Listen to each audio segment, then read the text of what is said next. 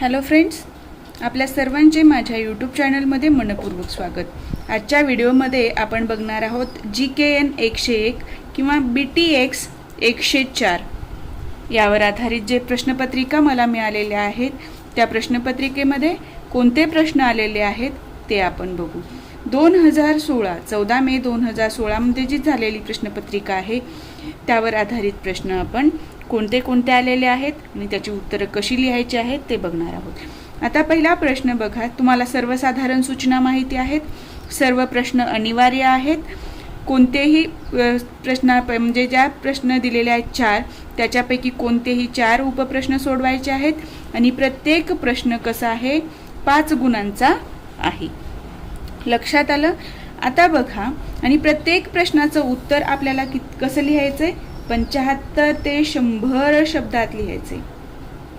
म्हणजे जास्तीत जास्त बघा, मोजा एका पेजवर किती प्रश्न शब्द बसतात। एका पेजवर आपले 75 ते 100 शब्द बसतात, म्हणजे तुम्हाला मॅक्झिमम 1 ते 1.5 पेज उत्तर लिहायचं आहे। कन्सेप्ट जर जास्त असतील त्यातल्या सगळ्या गोष्टी कव्हर होण्यासाठी आपण 1.5 पेज पर्यंत जाऊ शकतो आणि प्रत्येक प्रश्नाचं उत्तर लिहिताना ते सेपरेट पेजवरच लिहायचं आहे। प्रत्येक प्रश्न म्हणजे काय, उपप्रश्न। ह्या आता संस्कृती आणि नागरिकता यातील फरक स्पष्ट करा। हा प्रश्नाचं उत्तर संपलं, पुढच्या पेजवर फक्त 2 ओळी आल्या तरी तो पेज सोडून द्यायचं, पुढच्या पेजवर लिहायचं। लक्षात आलं? पहिला प्रश्न, खालीलपैकी कोणतेही 4 उपप्रश्न सोडवा। त्यातला पहिला प्रश्न बघा, संस्कृती आणि नागरिकता यातील फरक स्पष्ट करा। संस्कृती म्हणजे काय? संस्कृती म्हणजे काय? कल्चर। नागरिकता म्हणजे काय? सिव्हिलायझेशन। यातील फरक स्पष्ट करा। संस्कृती काय असते आणि सिव्हिलायझेशन काय असतं याविषयीचा व्हिडिओ बनवलेला आहे ऑब्जेक्टिव्ह याच्यामध्ये, तो तुम्ही बघून घ्या आणि त्याचा तुम्हाला खरंच फायदा होईल। संस्कृतीची विविध अंगे कोणती ते विशद करा। संस्कृती म्हणजे काय याच्यामध्ये सांगायचं। विविध अंगे म्हणजे आता संस्कृतीमध्ये कोणकोणत्या घटकांचा विचार केला जातो त्या गोष्टींचं तुम्हाला इथे विवेचन करायचं आहे। धर्माची चिकित्सा कोणत्या कोणत्या प्रकारे होऊ शकते ते स्पष्ट करा। धर्म म्हणून प्रत्येकाचं वेगवेगळं मत आहे। प्रत्येकजण चिकित्सा म्हणजे काय विचार केला, त्यातले बरे काय वाईट काय ह्या सर्व गोष्टींचा विचार करणे म्हणजे काय असतं, चिकित्सा असते। प्रदूषण म्हणजे काय? प्रदूषणाचे प्रकार कोणते थोडक्यात लिहा।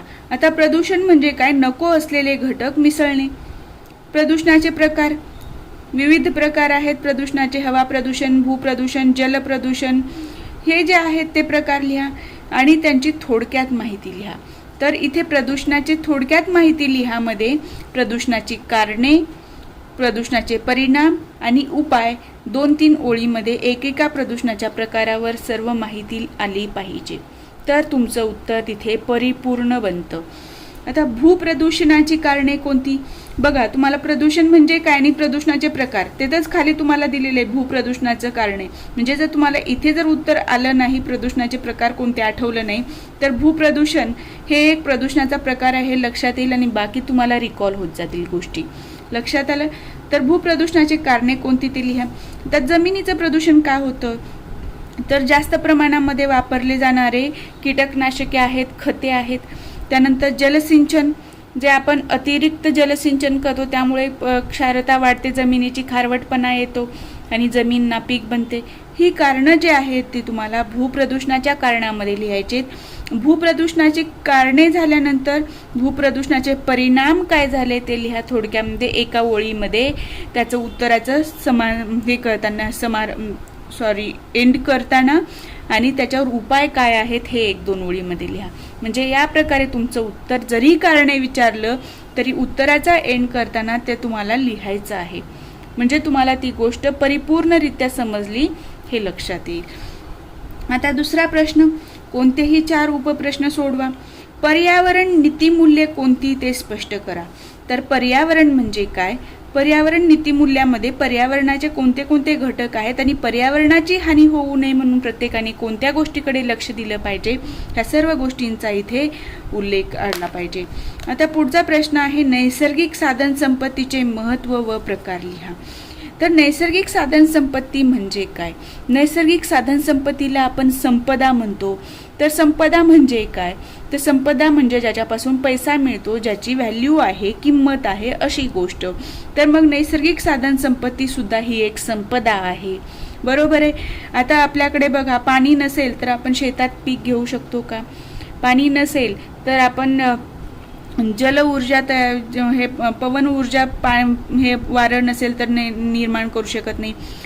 पाण्यापासून बघा जल ऊर्जा निर्माण केली जाते. ह्या ज्या गोष्टी आहेत ती नैसर्गिक साधन संपत्ती आहे. तर याच्यामध्ये कसं लिहायचं आहे तुम्हाला? जमीन, पाणी, हवा ह्या काय आहेत? नैसर्गिक साधन संपत्ती आहेत. तर मग जमिनीचे उपयोग काय? जमिनीमध्ये आपल्याला खनिजे मिळतात. मग खनिजांमध्ये नैसर्गिक वायू मिळतो. वेगवेगळे खनिजे कुठल्या कुठल्या घटकात वापरले जातात, मग त्याच्यानुसार आपण कसा आपला विकास करून घेतलेला आहे. परत पाण्याचं उदाहरण घ्या. जलपासून जलनिर्मिती केली जलविद्युत ऊर्जा निर्माण केली जाते. किंवा याचा जलाचा उपयोग काय आहे? पाणी देण्यासाठी शेतीला. बरोबर आहे. मग पाणी दिलं तर शेतीचं उत्पन्न वाढतं, आपल्या गरजा भागवल्या जातात. ह्या ज्या गोष्टी आहेत त्याच्यात नाही. परत जमीन सुद्धा नैसर्गिक साधन संपत्ती आहे. भू, तर तिथं आपण पीक उत्पादन घेऊ शकतो, त्या गोष्टी लिहायच्या आहेत. हवेचा उपयोग पवन ऊर्जा निर्माण करण्यासाठी आपण करू शकतो. ह्या सर्व गोष्टी ज्या नैसर्गतः सापडतात त्यांचे आपल्याला प्रकार लिहायचे. आधी नैसर्गिक साधन संपत्तीचे महत्व व प्रकार म्हटलेलं आहे. तर नैसर्गिक साधन संपत्ती त्याच्यातले परत प्रकार लिहायचे. नैसर्गिक साधन संपत्ती, पारंपरिक मध्ये काय? दगडी कोळसा, नैसर्गिक वायू, खनिज तेल हे झालं, ते संपणारे आहेत. अपारंपरिक मध्ये मी जे सांगितलं तुम्हाला, पवन ऊर्जा, सौर ऊर्जा, हे सूर्य सुद्धा ही नैसर्गिक साधन संपत्ती आहे. त्याचा वापर करून आपण सौर ऊर्जा निर्माण करू शकतो. ह्या गोष्टी तुम्हाला म्हणजे इथं खूप काही वेगळा अभ्यास करायची आवश्यकता नाही. फक्त त्याची मांडणी करताना तुम्हाला व्यवस्थित मांडणी करायची आहे. आणि या प्रकारच्या प्रश्नामध्ये मार्क कमी येतात. का? तर विद्यार्थी या प्रश्नाचं उत्तर व्यवस्थित लिहत नाहीत. आपल्याला वाटतं हे खूप सोपं आहे, पण याची फक्त कारण काय असतं की या प्रकारच्या प्रश्नाचं उत्तर आपण व्यवस्थित लिहू शकत नाही. आपल्याकडे खूप ज्ञान आहे या सगळ्यांचं, कुणीच असं नाही आहे की ज्याला काही याच्याबद्दल लिहिता येणार नाही. फक्त ते मुद्देसूद मांडता आलं पाहिजे. आता प्रश्न तिसरा बघा. भारतातील लोकसंख्या वाढीची प्रमुख कारणे कोणती? प्रश्न काय आलेला आहे? भारतातील लोकसंख्या वाढीची. जे लोकसंख्या वाढीची कारणे आहेत तीच लोकसंख्या वाढीची कारणे भारतात सुद्धा लागू होतात. त्यामुळे प्रश्नामध्ये भारतातील लोकसंख्या वाढीची कारणे विचारले म्हणून कन्फ्यूज व्हायचं नाहीये. लोकसंख्या वाढीची जी कारणं दिलेली आहेत आपल्याला तीच कारणं इथे लिहायची. काय आहेत लोकसंख्या वाढीची कारणे? अशिक्षितपणा, अज्ञान, परत मुलगा पाहिजे हा हट्ट, परत मग जे हे आहेत विज्ञानाचा उपयोग झाला, शास्त्र आलं, औषधं आली, त्याच्यामुळं लोकांच्या मृत्यूचं प्रमाण कमी झालं. ह्या ज्या गोष्टी आहेत त्या सर्व आपल्याला लोकसंख्या वाढीच्या कारणामध्ये लिहायचे आहेत. इथं भारतातल्या ऐवजी जगाच्या लोकसंख्या वाढीची कारणे विचारलं तरी तीच कारणे येणार आहेत. लक्षात आलं? आणि हा प्रश्न बघा कसा वेगळा केलेला आहे फ्रेम. फक्त लोकसंख्या वाढीची प्रमुख कारणे आपण वाचतो, पण इथे प्रश्नामध्ये भारतातील, नंतर येऊ शकतं जगातील लोकसंख्या वाढीची कारणे. तर तिथं काहीही कन्फ्यूज व्हायची आवश्यकता नाहीये.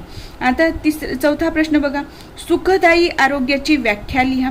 सुखदायी आरोग्याच्या महत्त्वाच्या 3 पैलूंची नावे लिहा. तर सुखदायी आरोग्य म्हणजे काय ते लिहायचं आहे. मग सुखदायी आरोग्य म्हणजे मग काय येणार आहे? त्याचं आरोग्य चांगलं पाहिजे. त्याच्यामध्ये मानसिक आरोग्य आहे, शारीरिक आरोग्य आहे. मग त्याच्यामध्ये कुठले पैलू येतात आरोग्यामध्ये? ह्या सर्व गोष्टींचा तिथे उल्लेख आला पाहिजे. हक्क म्हणजे काय? नैसर्गिक हक्क, नैतिक हक्क आणि कायदेशीर हक्क या संकल्पना स्पष्ट करा. हक्क म्हणजे अधिकार. मानव म्हणून आपण जेव्हा जन्माला येतो त्याच वेळेला आपल्याला हक्क मिळतात. मग तो नैसर्गिक हक्क झाला. नैतिक हक्क काय आहे की आपल्याला ही गोष्ट मिळाली पाहिजे किंवा ती गोष्ट त्याच्या हक्काची आहे. हे जे एकमेकांविषयी म्हणजे मानवाला दुसऱ्या मानवाविषयी वाटणं तो नैतिक अधिकार, कायदेशीर हक्क काय, कायद्याने जे हक्क दिलेले आहेत ते हक्क, या सर्व प्रकारच्या हक्कांचं तुम्हाला तिथे उल्लेख आला पाहिजे. हक्क म्हणजे काय, हक्कांचे विविध प्रकार पडतात. त्या हक्कांच्या विविध प्रकारामध्ये तुम्हाला हे प्रकार जेवढे पडतात तेवढे सर्व प्रकार इथे लिहायचे आणि त्यानंतर जेवढ्या प्रकाराची संकल्पना स्पष्ट करायला सांगितलेली आहे त्या फक्त हक्कांचं काय करायचं, थोडक्यात माहिती लिहायची.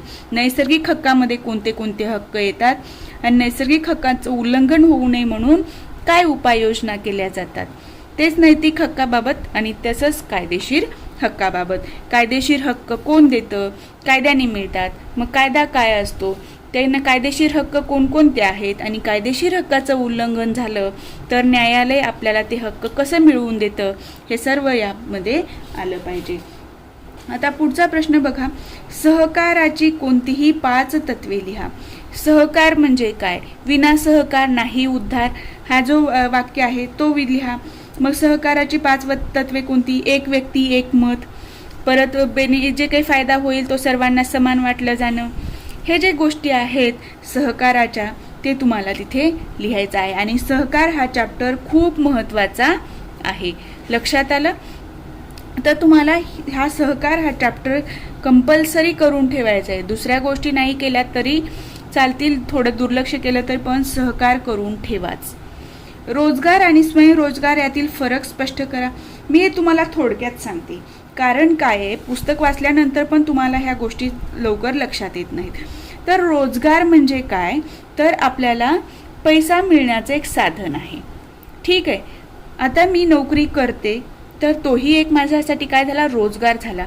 पण हा रोजगार काय, मी दुसऱ्यांच्या हाताखाली दुसऱ्यांसाठी काम करणे. लक्षात येते. आपण नोकरी करतो, एखाद्या सॉफ्टवेअर कंपनीमध्ये नोकरी करतोय असं समजा, त्यावेळेला आपण काम कोणासाठी केलो, त्या सॉफ्टवेअर कंपनीसाठी काम केलो, म्हणजे आपल्याला काय मिळाला, तिथे रोजगार मिळाला. लक्षात आलं. स्वयंरोजगार म्हणजे काय, स्वतः रोजगार निर्माण करणं, म्हणजे स्वतःच एखादा व्यवसाय तयार करणं. आता तेच सॉफ्टवेअर कंपनीचा विचार करूया. आता सॉफ्टवेअर कंपनीचा जो मालक आहे, ज्यांनी ह्या कंपनी उभा केली, त्याच्यासाठी ती कंपनी म्हणजे काय झालं, स्वयंरोजगार झाला. त्यांनी स्वतः उभारलेला तो रोजगार आहे. स्वतःच्या कष्टातून त्यांनी काय केलेलं आहे, स्वतः निर्माण केलेला आहे आणि त्याच्यातनं जो काही पैसा मिळतो तो त्याला मिळणारा पैसा म्हणजे काय झाला, स्वयंरोजगार झाला. लक्षात आलं. लक्षात आलं. तर लक्षात आलं रोजगार आणि स्वयंरोजगारातला फरक तुम्हाला. तर इथे तुम्ही उदाहरण देऊ शकता, स्वतःचं शेळी पालन केलं, कुक्कुटपालन केलं तर तो स्वयंरोजगार होतो. आणि रोजगार म्हणजे काय, दुसऱ्यांकडे नोकरी करणे. ग्राहकांची कर्तव्य आणि जबाबदाऱ्या कोणत्या. ग्राहक म्हणून आपलं काय कर्तव्य आहे. ग्राहक म्हणजे आपण स्वतः जेव्हा एखादी वस्तू घ्यायला दुकानात जातो त्यावेळेला आपण ग्राहक असतो. मग आपलं कर्तव्य काय आहे, त्या वस्तूवर लेबल काय आहे ते बघणं, त्या वस्तूची किंमत किती आहे बघणं, त्याची व्हॅलिडिटी म्हणजे त्याचं एक्सपायरी डेट किती ह्याच्यापर्यंत आहे ते बघणं, आणि तो ब्रँड जो केलेला आहे त्याची काही छेडछाड केलेली आहे का हे बघणं, हे आपलं कर्तव्य आहे आणि ह्या आपल्या जबाबदाऱ्या आहेत. आपण म्हणतो की ग्राहकाची फसवणूक होऊ नये, पण त्याआधी आपणही स्वतः सतर्क असलं पाहिजे. या गोष्टी याच्यामध्ये आल्या पाहिजे. ग्राहक संरक्षण कायदा 1986चा, ह्या सर्व गोष्टी त्याच्यामध्ये व्यक्त झाल्या पाहिजेत आणि त्याच कायद्यानुसार आपल्याला संरक्षण मिळालेलं आहे, त्याच्या विरुद्ध आपण अपील करू शकतो. ठीक आहे. आता ग्राहकांच्या समस्यांची कारणे लिहा. बघा, ग्राहकांच्या समस्या काय आहेत आणि त्याची कारणं काय आहेत. त्या समस्यांची कारणं काय, चुकीची जाहिरात केली जाते त्याच्यामुळं आपण काय होतं, आपण चुकीची माहिती मिळते आणि आपण त्या गोष्टीकडे अट्रॅक्ट होतो. आता ग्राहकाच्या फसवलं जातं, त्याची एक्सपायरी डेट वगैरे झालेली असते तरी पण दुसरं लेबल लावलं जातं. ह्या ज्या समस्यांची कारणं आहेत आणि स्वतः ग्राहक पण जर तिथे सतर्क नसतो, ही जी कारणं आहेत ते ग्राहकांच्या समस्याच्या कारणामध्ये आली पाहिजेत. ग्राहक संरक्षण कायदा 1986ची ठळक वैशिष्ट्ये लिहा. आणि हा प्रश्न खूप महत्त्वाचा आहे. ग्राहक संरक्षण हा जो चॅप्टर आहे तो तुम्ही करूनच ठेवा. लक्षात आलं. तर हा जो कायदा आहे त्यामध्ये काय सांगितलेलं आहे, ग्राहक म्हणून काय सांगितलेलं आहे, ग्राहकाची कार्य काय सांगितलेली आहेत, कर्तव्य, हे सगळं सर्व ठळक वैशिष्ट्ये तुम्हाला लिहायची आहेत. अपील कोणाकडे करू शकतो, ह्या ज्या गोष्टी दिलेल्या आहेत, म्हणजे याच्यामध्ये तुम्हाला थोडक्यात लिहायचं आहे. ग्राहक संरक्षण कायद्यानुसार ह्या गोष्टी आपल्याला मिळालेल्या आहेत. त्याचे थोडक्यात 2 ते 3 ओळीमध्ये फक्त माहिती लिहायची आहे. चौथा प्रश्न, 4 उपप्रश्न सोडवा. ग्राहकाशी निगडीत असलेल्या कोणत्याही 5 सेवांची नावे लिहा. बघा, ग्राहकांशी निगडीत कोणत्याही 5 सेवा, आरोग्य सेवा असू द्या किंवा आपलं औषधाच्या सेवा असू द्या, शैक्षणिक सेवा असू द्या, ह्या सर्व सेवांचा उल्लेख आपण ग्राहकांशी निगडीत सेवांमध्ये करतो. संज्ञापन प्रक्रियेचे विविध प्रकार कोणते ते स्पष्ट करा. संज्ञापन म्हणजे काय? कम्युनिकेशन. कुठल्या प्रकारे आपण एकमेकांशी संवाद साधतो त्याचे विविध प्रकार आपल्याला लिहायचे. संज्ञापन क्रांतीचे महत्त्व थोडक्यात लिहा. बघा, हे जे संज्ञापनाशी संबंधित जे घटक आहेत ते मी ऑब्जेक्टिव्हवर डिपेंड जे व्हिडिओ बनवले होते ते तुम्ही बघा आणि त्याच्यामध्ये मी माहिती दिलेली आहे. तर त्याचा तुम्हाला नक्कीच इथे उपयोग होणार आहे, कारण प्रत्येक प्रश्न सोडवताना त्याचं महत्त्व काय, त्याचे काय हे इम्पॅक्ट होऊ शकतो हे मी सर्व तिथे सांगितलेलं आहे. संज्ञापन क्रांतीचे महत्त्व, याच्यामुळे काय झालं, आपण एकमेकांशी ज्ञानाचं भांडार जे निर्माण झालं ते एकमेकांशी कम्युनिकेट करू शकलो, ज्ञान वाढत गेलं, त्याची कक्षा वाढत गेली. हे जे आहे ते संज्ञापन क्रांतीचं महत्त्व आहे. संगणकाचे कोणतेही 5 उपयोग लिहा. संगणक, कम्प्युटर, याच्यामुळं काय झालं, आपण फास्ट काम करू शकलो. तो साठा म्हणजे जे काही आपण काम केलं ते त्याच्यामध्ये आपण सेव्ह करू शकतो. ह्या ज्या गोष्टी आहेत ते संगणकाचे 5 उपयोगामध्ये आपल्याला लिहायच्या आहेत. संगणकाच्या महाजालाची 5 वैशिष्ट्ये लिहा. महाजाल म्हणजे काय आहे ते इंटरनेट. तर इंटरनेटचा उपयोग, आपण ह्या इंटरनेटचा वापर करूनच एकमेकांशी संवाद साधू शकतो. मी तुम्हाला शिकवू शकते, तुम्ही बघू शकता. म्हणजे याच्यासाठी वेगळा अभ्यास करायची आवश्यकता नाही. तर तुम्ही एक वेळा वाचलात तो चॅप्टर की तुम्ही मनाने प्रश्नाची उत्तरं लिहू शकता. तर काय काय वैशिष्ट्य असतील, काय काय आपण करू शकतो इंटरनेटमुळं, ते तुम्हाला इथे लिहायचं आहे. हा झाला एक प्रश्नपत्रिका 2016ची. आता आपल्याला 17ची काही प्रश्नपत्रिका मिळालेली नाही आहे. जर कोणाकडे 2017ची प्रश्नपत्रिका असेल तर त्यांनी मला कमेंट बॉक्समध्ये सांगा. मी तुम्हाला मेल ID देते, त्या मेल IDवर मला पाठवा, जेणेकरून सर्वांना त्याचा फायदा घेता येईल. आता 2018ची जी परीक्षा झाली ती मेमध्ये, त्याचा बघा कोड BTX 104 आणि GK 101. आता याच्यामध्ये काय प्रश्न रिपीट झालेत तुम्हाला लक्षात येईल. खालीलपैकी कोणतेही 4 उपप्रश्न सोडवा. पहिला प्रश्न आहे संस्कृती म्हणजे काय ते थोडक्यात लिहा. संस्कृतीवर आलेला आहे, बरोबर आहे. तिथे संस्कृती आणि नागरिकता याच्यावर फरक होता. आणि दुसरा एक प्रश्न होता संस्कृतीवरच, म्हणजे संस्कृतीचं हे करायचं. धर्मचिकित्सेचे 2 प्रकार स्पष्ट करा. मागेही 16मध्ये प्रश्न आला होता, धर्मचिकित्सेचे विवेचन करा, बरोबर आहे. इथे काय विचारले, 2 प्रकार सांगा. भूमीचे प्रकार थोडक्यात विशद करा. जमिनीचे प्रकार, खारवट जमीन आहे, सुपीक जमीन आहे, वाळुकामय मृदा आहे, म्हणजे वाळूचा प्रदेश आहे, हे जे प्रकार आहेत जमिनीचे ते तुम्हाला लिहायचे आहेत. दलदलीचे जमीन. प्रदूषण म्हणजे काय, प्रदूषणावर तर प्रश्न आलेलाच आहे. प्रदूषण म्हणजे काय, प्रदूषणाचे विविध प्रकार स्पष्ट करा, आला होता प्रश्न. तोच प्रश्न इथे बघा, प्रदूषण म्हणजे काय फक्त विचारलेलं आहे. तर प्रदूषण म्हणजे काय, प्रदूषणाचे प्रकार काय आणि त्याची कारणे तुम्हाला लिहायचे. आणि भूप्रदूषण म्हणजे काय, हा प्रश्न रिपीट झालेला आहे, बरोबर आहे. आता ह्या प्रश्नांचं मला तुम्हाला एक्सप्लेनेशन द्यायची इथं आवश्यकता नाही आहे. खालीलपैकी कोणतेही 4 उपप्रश्न सोडवा. पर्यावरण शिक्षणाची उद्दिष्टे स्पष्ट करा. पर्यावरण म्हणजे काय, पर्यावरण शिक्षण आपल्याला का द्यावं लागतं, तर पर्यावरणाची हानी होऊ नये, पर्यावरणाची हानी टाळण्यासाठी आपण काय केलं पाहिजे, पर्यावरणाचं संरक्षण आणि संवर्धन कसं केलं पाहिजे, ही जी उद्दिष्ट आहेत ती पर्यावरण शिक्षणाची उद्दिष्टे आहेत, जेणेकरून आपल्या पर्यावरणाचं रक्षण झालं पाहिजे हे त्यामध्ये लिहायचे. हक्क म्हणजे काय, बघा परत प्रश्न, हक्क म्हणजे काय आणि हक्काचे नैतिक हक्क, कायदेशीर हक्क, नैसर्गिक हक्क विचारलं होतं मागे. इथे फक्त काय, हक्क म्हणजे काय विचारलेलं आहे. तर तुम्हाला हक्क म्हणजे काय आणि ते हक्कांचे प्रकार इथे स्पष्ट करायचे आहेत, म्हणजे प्रश्नांचं रिपिटेशन झालेलं आहे. सहकाराची आवश्यकता 5 मुद्द्यांनी विशद करा. मागे काय विचारलं होतं, सहकाराची 5 तत्वे विचारलं होतं, सहकाराची महत्त्व विचारलं होतं आणि इथे काय विचारलंय, आवश्यकता विचारलेली आहे. म्हणजे तुम्हाला सहकार चॅप्टर करताना तिथे सहकाराची तत्व, सहकाराचं महत्त्व, सहकाराची आवश्यकता ह्या गोष्टी तिथे आणि सहकाराच्या मर्यादा किंवा सहकाराचे दोष काय आहेत ह्या सर्व गोष्टी अभ्यासायच्या आहेत. आता बघा पुढचा प्रश्न, सहकाराचे पुढील दोष स्पष्ट करा. म्हणजे सहकाराचे अनेक दोष आहेत, त्यापैकी सदोष कर्ज वाटप पद्धती आणि थकबाकीचे वाढते प्रमाण हे जे 2 दोष दिलेले आहेत त्यावर माहिती लिहायची.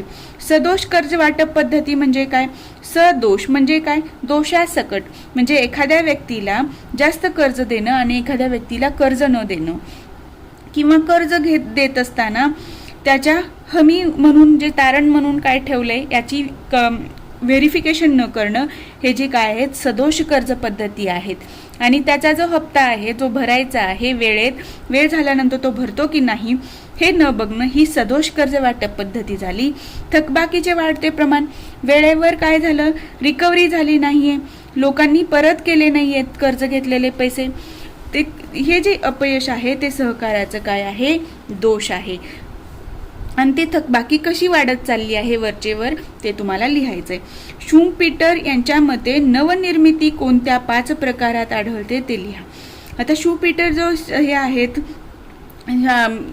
अर्थशास्त्रज्ञ, त्यांनी नवनिर्मिती कोणकोणत्या घटकात होते आणि त्याचे 5 प्रकार कोणते ते विचारलेलं आहे, ते तुम्हाला लिहायचं आहे. आणि हा प्रश्न परत रिपीट झालेला आहे, त्याच्यामुळं हा प्रश्न तुम्ही करूनच ठेवा. ठीक आहे. आता पुढचा प्रश्न बघा, तिसरा प्रश्न ग्राहकांशी संबंधित. तिसऱ्या प्रश्नात 4 उपप्रश्न. ग्राहक संरक्षण कायद्याची ठळक वैशिष्ट्ये लिहा. इथे काय विचारलं होतं मागच्या प्रश्नपत्रिकेमध्ये, ग्राहक संरक्षण कायदा 1986 याची ठळक वैशिष्ट्ये लिहा.